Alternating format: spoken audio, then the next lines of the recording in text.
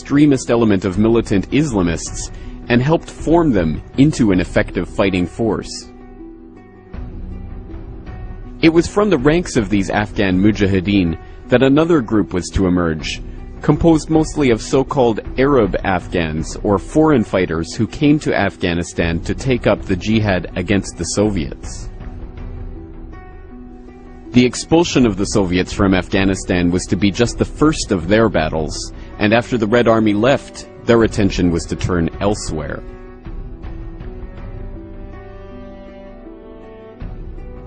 Of course, the geopolitics of the era required that the US not be directly implicated in funding and trading the mujahideen.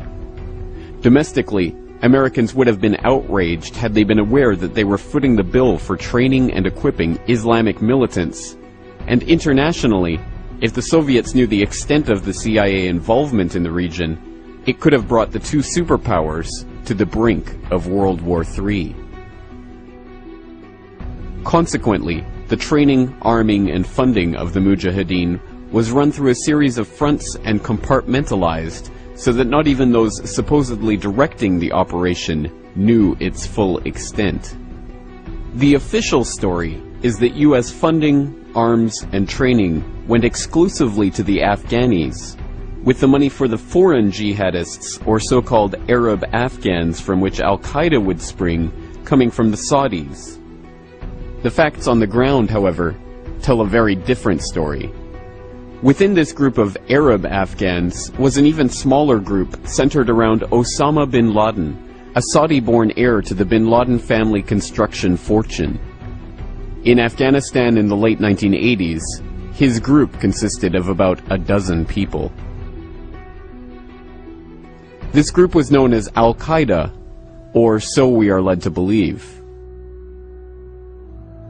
Bin Laden himself claimed in his last authenticated interview in late 2001 that the name came from Abu Ubaidah al-Banashiri, one of his accomplices in establishing the training camps in Afghanistan. Strange then that 4 years later, after the 7/7 bombings in London in 2005, Robin Cook, the former leader of the House of Parliament in the UK, would write an article for the London Guardian in which he claimed Al-Qaeda, in English the base, literally referred to the database of mujahideen who were being handled by the CIA in Afghanistan. Some researchers have even noted that Al-Qaeda is a slang term for the toilet in Arabic, hardly a name for a shadowy global terrorist organization. Regardless of how the group got its name, the fact is that this small group of militants were nurtured with the Afghan mujahideen by the CIA at the behest of Zbigniew Brzezinski. There is evidence of direct US involvement with Osama bin Laden and the hardline Arab militants in all three areas of Operation Cyclone, including funding, training, and arming the Arab Afghans.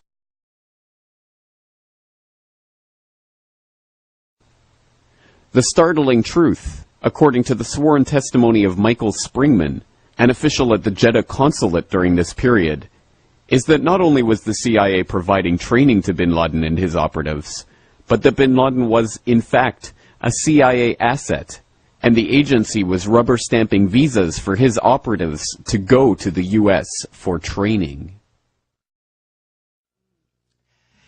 And I had been told that this was a visa scam, and it certainly seemed that way to me. I was told, look who needs the money.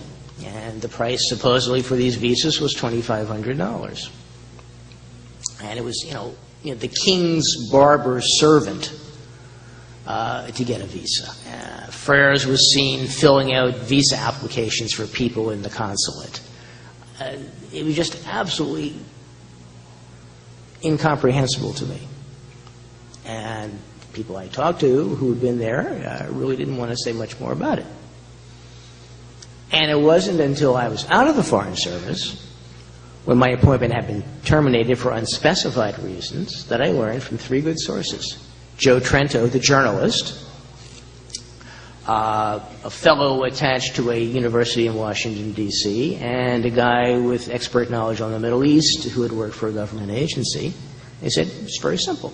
The CIA and its asset Osama bin Laden were recruiting terrorists for the Afghan war. They were sending them to the United States for training, for rewards, for whatever purpose, and then sending them on to Afghanistan. And most likely, the problems they had with the liquor at the consulate, large amounts of it disappearing, it being sold at very high markups, and so forth, was being used to fund this.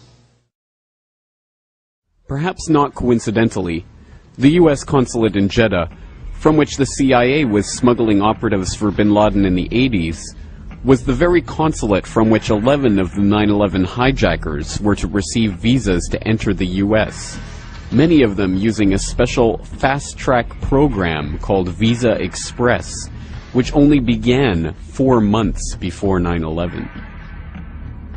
Likewise, evidence links the CIA and bin Laden through arms sales. The suggestion that bin Laden was a customer for CIA arms has been repeated by Der Spiegel, BBC, and many other mainstream media sources. But in Simon Reeve's 1999 book, The New Jackals, one CIA source is quoted as saying that U.S. agents armed bin Laden's men by letting him pay rock-bottom prices for basic weapons. Incredibly, the funding for the Afghan operation also connects the U.S. to Osama. The U.S. provided the funding for the operation to the ISI, the Pakistani Inter-Services Intelligence, which worked closely with the CIA. In turn, the ISI, in cooperation with the CIA, distributed these funds to the Afghan Mujahideen through a front organization known as MAK, or the Bureau of Services. And one of the key men involved in arranging the finances of MAK, Osama bin Laden. After the Soviet withdrawal, Osama would take control of the organization, and it would become the base of what we now know as Al-Qaeda. In fact, the CIA, through their Pakistani proxies in the ISI, not only funded, armed, and trained Osama bin Laden, but helped spur poppy cultivation to record levels in Afghanistan in an attempt to get the Soviet troops addicted to heroin.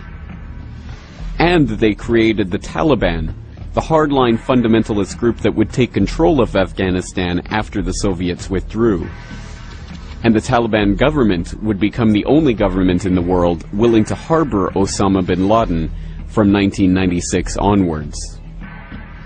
The simple fact is that U.S. involvement in Afghanistan from 1979 onwards implicates them in the founding, funding, and training of Osama bin Laden and other hardline militant Islamists.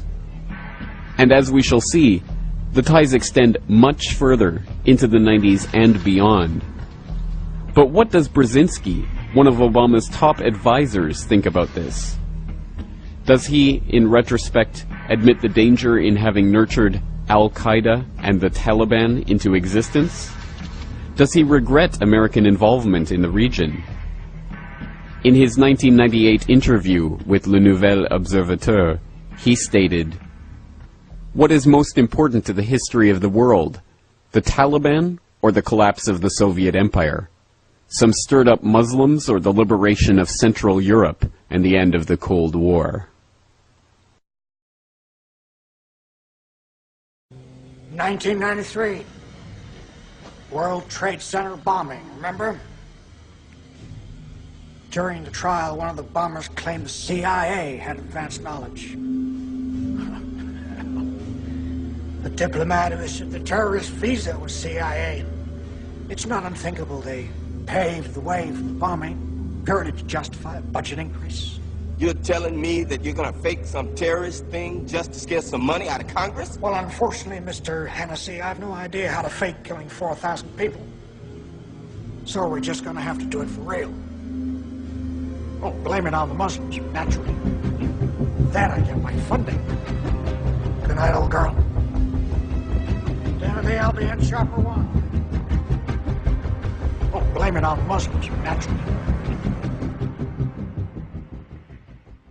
Move it! I like to move it, move it.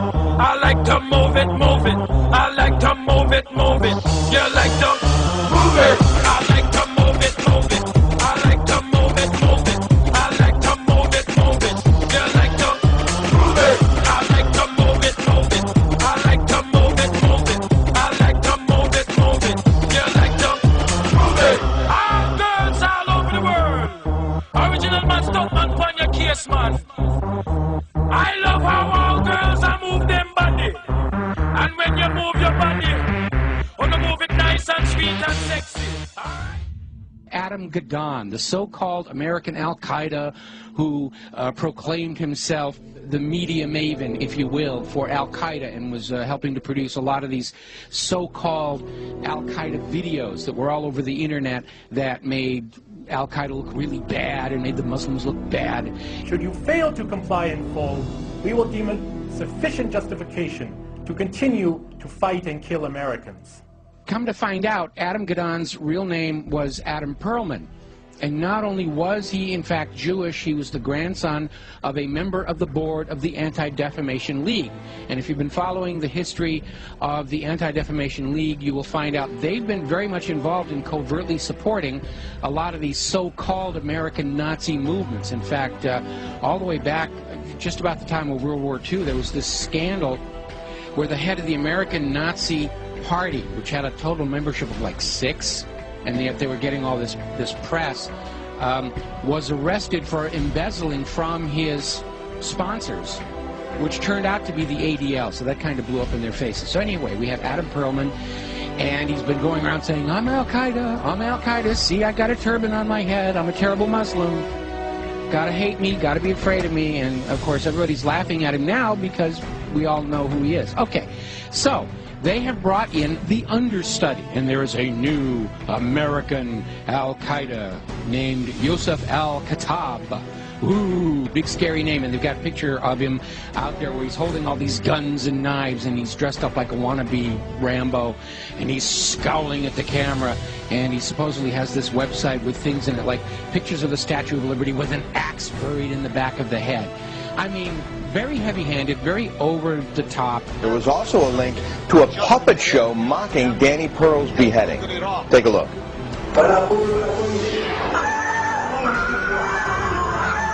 Oh, that's awful. You know, just looking more like a movie prop than anything else here. So, as it turns out, this is another fake. His real name is Joseph Cohen. He's a 39-year-old New York City taxi driver, as you mentioned. He called himself Yusuf al-Khattab, but he was born Joseph Cohen here in America. He is a Jew. And he is another manufactured front to try and convince Americans that Al-Qaeda is actually here in the United States. And this is why we've got to be doing this, doing surveillance on the American people and reading their email and listening to their phone calls and all this stuff, because you never know when we're going to get into a situation with the American Al-Qaeda. And it's all a front. It's a fake. He's up there. He's there to try and create an enemy that doesn't really exist in order to justify the totalitarian treatment of the American people and to encourage us to go and attack them before they kill us. They're already here on the home front. We've got to go bomb those gosh darn Muslims, because they're infiltrating America, and they're ripping tags off of couch cushions, and they're causing global warming, and we've got to go and it's nonsense. It's all war propaganda. In 1982, Ronald Reagan dedicated the space shuttle Columbia to the resistance fighters in Afghanistan. Just as the Columbia, we think, represents man's finest aspirations in the field of science and technology, so too does the struggle of the Afghan people represent man's highest aspirations for freedom. I am dedicating on behalf of the American people the March 22nd launch of the Columbia to the people of Afghanistan. Then, can't touch this. Can't touch this. Can't touch this.